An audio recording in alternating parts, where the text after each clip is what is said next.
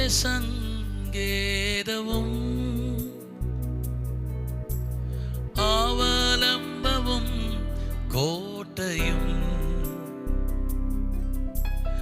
അവനീയാകുലത്തിൽ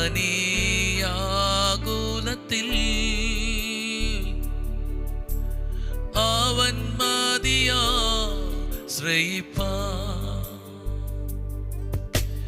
യേശു എൻ്റെ സങ്കേതവും യേശു എൻ്റെ കോട്ടയുമേ,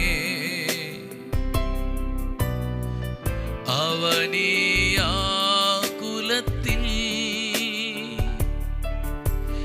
യേശു മതി ആശ്രയിപ്പാൻ. തുണയെനിക്ക് യേശുവാ, കുറവിനില്ലതാ. അനുദിനം തൻ നിഴലിൽ മറവിൽ വസിച്ചിടും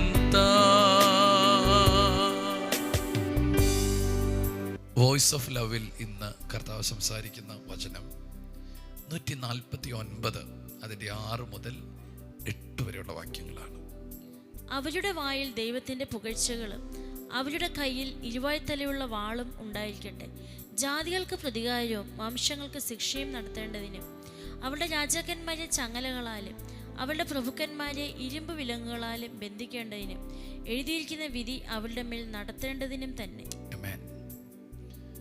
ദൈവമക്കളുടെ കയ്യിലുള്ള ഏറ്റവും ശക്തമായ ആയുധങ്ങളെക്കുറിച്ച് പറയുകയാണ്. അവിടെ പറയണം, അവരുടെ വായിൽ ദൈവത്തിൻ്റെ പുകഴ്ചകളും അവരുടെ കയ്യിൽ ഇരുവായ്ത്തലയുള്ള വാളും ഉണ്ടായിരിക്കട്ടെ. അതിൻ്റെ അർത്ഥം എന്താണ്? ദൈവമക്കളുടെ കയ്യിൽ ഇതുണ്ടായിരിക്കണം. ഒന്ന് വായിലും, 2 കയ്യിലും. ഇത് രണ്ടും ആത്മലോകത്തിൽ നിന്ന് തന്നെ നിങ്ങൾ കാണും കേട്ടോ. കയ്യിലെപ്പോഴും വാളാണുള്ളത്. അപ്പോൾ എന്താണ്? ദൈവത്തിൻ്റെ പുകഴ്ച വായിൽ, ദൈവത്തിൻ്റെ വലിപ്പം പറയുക, ദൈവം ആരാണെന്ന് പറയുക. El Shaddai, Ebenezer, El Roi. വായിലെപ്പോഴും പുകഴ്ച ഉണ്ടായിരിക്കണം. നമ്മുടെ ദൈവത്തിൻ്റെ വലിപ്പങ്ങളെ പറയുന്നത് ഒരു വലിയ ആയുധമാണ്. കൈകളിൽ ഇരുവായ്ത്തലുള്ള വാൾ അതെന്തിനെ കാണിക്കുന്നു? വചനത്തെ കാണിക്കുന്നു. നിങ്ങളുടെ കൈകളിൽ സ്തുതിയും വചനവും ഉണ്ടെങ്കിൽ നിങ്ങൾ യുദ്ധത്തിൽ ജയിച്ചിരിക്കും. Praise God. പറയുകയാണ്, നിങ്ങളുടെ നാവിന്മേൽ പുകഴ്ച ഉണ്ടായിരിക്കട്ടെ, നിങ്ങളുടെ കൈകളിന്മേൽ ഇരുവായ്ത്തലുള്ള വാൾ ഉണ്ടായിരിക്കട്ടെ എന്ന് പറഞ്ഞ് നമ്മൾ യുദ്ധം ചെയ്യുന്നത് വചനത്തിലൂടെയാണ്.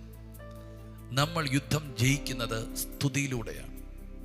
യഹോശാഫാത്ത് രാജാവ് ശത്രുക്കൾ തന്നെ തകർക്കാൻ വേണ്ടി കൂട്ടം കൂട്ടമായി വരുമ്പോൾ അവൻ കൈകളിൽ കിന്നരമെടുത്ത് പാടി സ്തുതിച്ചു. എന്താ സംഭവിച്ചേ? ശത്രുക്കൾ പരാജയപ്പെട്ടു. സ്തുതിക്കുന്നവൻ ജയിക്കുന്നവനാണ്. വചനം ഉള്ളവൻ, സ്തോത്രം, ശത്രുവിൻ്റെ മേൽ അത്ഭുതകരമായി ജയം വരിക്കുന്നവനാണ്. അപ്പോൾ പറയണം, നിങ്ങളുടെ കയ്യിൽ ഈ പുകഴ്ച ഉണ്ടായിരിക്കണം, വചനവും ഉണ്ടായിരിക്കണം. ഇത് രണ്ടും ഉണ്ടെങ്കിൽ എന്ത് ചെയ്യും? ജാതികൾക്ക് പ്രതികാരവും വംശങ്ങൾക്ക് ശിക്ഷയും നടത്തേണ്ടതിന് അവരുടെ രാജാക്കന്മാരെ ചങ്ങലകളാലും അവരുടെ പ്രഭുക്കന്മാരെ ഇരുമ്പ് വിലങ്ങുകളാലും ബന്ധിക്കേണ്ടതിനും എഴുതിയിരിക്കുന്ന വിധി അവരുടെ മേൽ നടപ്പിലാക്കേണ്ടതിനും തന്നെ എന്ന് പറഞ്ഞാൽ സത്യത്തിൽ രാജാക്കന്മാർ നിങ്ങളായിരിക്കും. സത്യത്തിൽ നിങ്ങളായിരിക്കും റൂളേഴ്സ്. ദേശത്തെന്ത് സംഭവിക്കണം, രാജ്യത്തെന്ത് സംഭവിക്കണം, ആരാണ് തീരുമാനിക്കുന്നത്? സ്തുതിക്കുന്നവനും വചനമുള്ളവനുമാണ്. നിങ്ങൾ ആത്മമണ്ഡലത്തിൽ പറയുന്ന വാക്കുകൾ അക്ഷരിക മണ്ഡലത്തിൽ വെളിപ്പെട്ടു വരും. അതുകൊണ്ട് പ്രാർത്ഥന മുറിയിൽ കണ്ണുനീരുകളും കരച്ചിലുകളും മാത്രമാകരുത്, വചനത്തിൻ്റെ പ്രഖ്യാപനങ്ങളും കൽപ്പനകളും ഉണ്ടായിരിക്കണമെന്ന് ദൈവനാമത്തിൽ ഞാൻ ഓർപ്പിക്കുന്നു. കാരണം നിങ്ങൾ പറയുമ്പോൾ അവർ ബന്ധിക്കപ്പെടുകയാണ്. നിങ്ങൾ പ്രാർത്ഥിക്കുമ്പോൾ, സ്തോത്രം, അവരുടെ മേൽ വിധി നടത്തപ്പെടുകയാണ്. ആമേൻ. നിങ്ങൾ നിങ്ങളുടെ പ്രാർത്ഥന മുറി സത്യത്തിൽ ഒരു രാജകൊട്ടാരത്തിൻ്റെ വിളംബര സ്ഥലമാണെന്ന് മറക്കരുത്.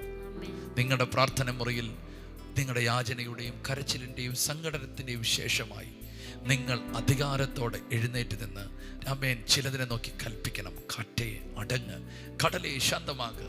ആമേൻ. സൂര്യ നീ ഗിബയോനിലും ചന്ദ്ര നീ അയ്യന്നോർ താഴ്വരയിലും നിൽക്ക എന്ന് യോശുവ പറഞ്ഞതുപോലെ ചിലതിനെ നിർത്തണം.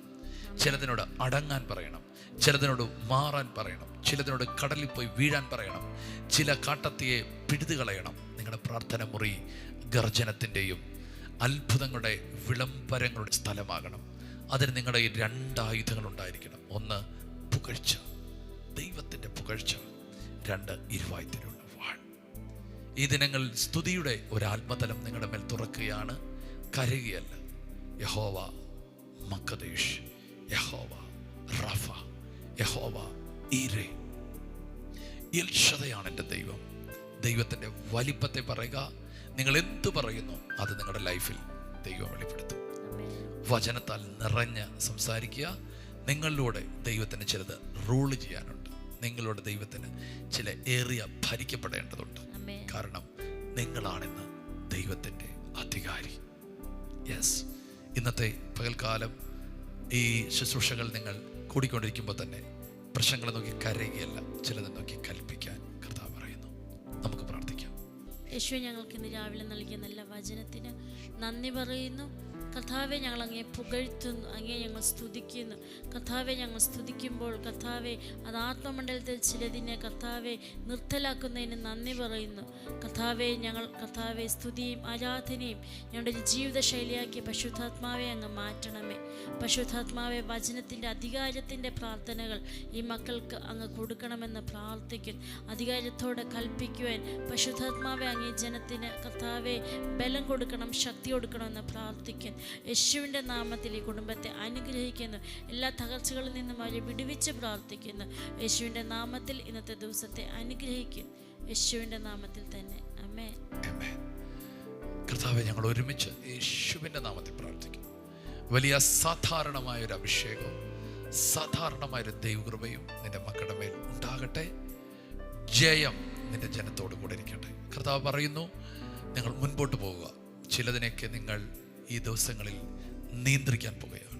നിങ്ങളുടെ ശബ്ദം അധികാരത്തോടെ പുറത്തു വരികയും ഇന്നലെ നിങ്ങളെ ഭയപ്പെടുത്തിയതിനെ നിങ്ങൾ ഭയപ്പെടുത്തുകയും ചെയ്യുകയാണ്. യേശുവിൻ്റെ നാമത്തിൽ, യേശുവിൻ്റെ നാമത്തിൽ ജനത്തെ അനുഗ്രഹിക്കുന്നു. രോഗികൾ സൗഖ്യമാകട്ടെ, ബന്ധിക്കപ്പെട്ടവർ സൗഖ്യമാകട്ടെ, ക്ഷീണിക്കപ്പെട്ടവർ സൗഖ്യമാകട്ടെ. ജനം ആരോഗ്യത്തോടെയും അഭിഷേകത്തോടെയും തുടരട്ടെ. അനുഗ്രഹിക്കുന്നു യേശുവിൻ നാമത്തിൽ തന്നെ. ആമേൻ. God bless you. കർത്താവ് നിങ്ങളെല്ലാവരെയും സമൃദ്ധമായി അനുഗ്രഹിക്കട്ടെ. ആമേൻ. വീണ്ടും കർത്താവിൻ്റെ കൃപയിൽ തുടരാം. നല്ലൊരു ദിവസം ദൈവം നിങ്ങൾക്ക് തന്നിരിക്കുന്നു. God bless you. ശാലോം. ഈ ശുശ്രൂഷ നിങ്ങൾക്ക് ഏറ്റവും അനുഗ്രഹമായി വരുന്നുവെന്ന് ഞങ്ങൾ അറിയുന്നു. നിങ്ങൾ ഞങ്ങൾക്ക് പ്രാർത്ഥനയിലും എല്ലാ സഹകരണത്തിലും ഞങ്ങളോട് ഈ മീഡിയ മിനിസ്ട്രിയുടെ കൂടെ നിന്നു. ഞങ്ങൾക്ക് ഈ മീഡിയ മിനിസ്ട്രി മുമ്പോട്ട് കൊണ്ടുപോകാൻ ചില എക്യുപ്മെൻറ്റ്സുകൾ ആവശ്യമായി വന്നിരിക്കുന്നു. തുടർന്നും നിങ്ങളുടെ പ്രാർത്ഥനയും സഹകരണവും ഞങ്ങൾ ആവശ്യപ്പെടുന്നു.